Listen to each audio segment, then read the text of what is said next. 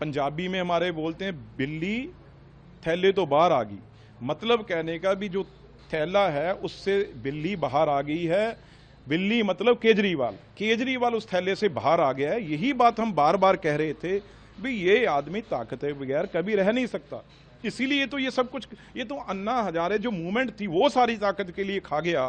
आज इसने देखो इतना बड़ा, मैंने कभी धोखा देखा नहीं। जो एमएलए वहां पे, क्योंकि उनकी गोली लगने से उनकी हत्या हुई, और वो एमएलए जिसके अभी 2 साल पड़े थे, इनको तो मौका मिल गया, अभी उसकी हत्या हो गई।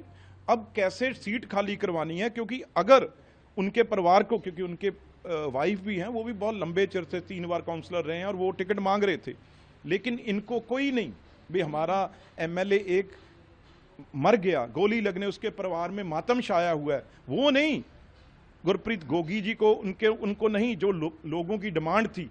पर ये देखा भी किस तरीके से, अगर तो ये संजीव अरोड़ा जी पहले तो बनेंगे नहीं। अगर एमएलए बन गए तो एमएलए एमपी 2 चीजें तो रखेंगे नहीं, एमपी केजरीवाल जान जाएंगे। अगर एमएलए की सीट अरोड़ा साहब हार गए तो उनको कहेंगे भी आप तो एमएलए की सीट नहीं जीत सकते, भी एमपी इतनी बड़ी चीज आपको क्यों दें।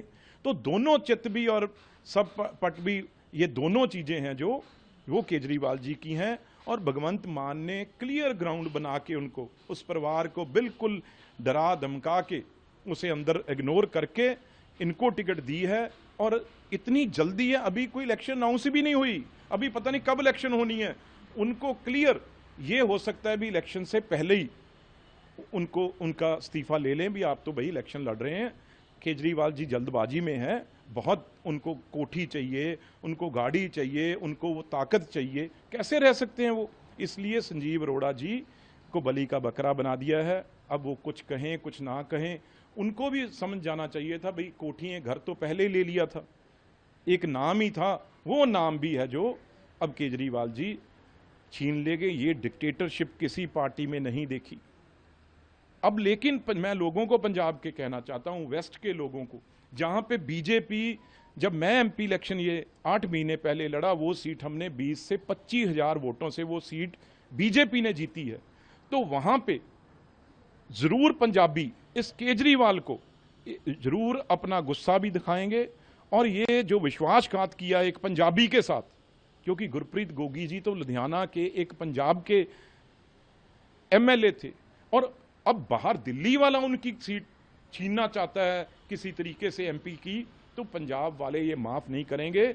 आप देखना, ये सबक पंजाब के लोग केजरीवाल को जरूर सिखाएंगे भी। एक डेथ हो गई, उनकी सीट छीन ली, इससे तो ये भी शक होता है, शंका खड़े हो गए भी उनकी डेथ का कारण तो क्या है।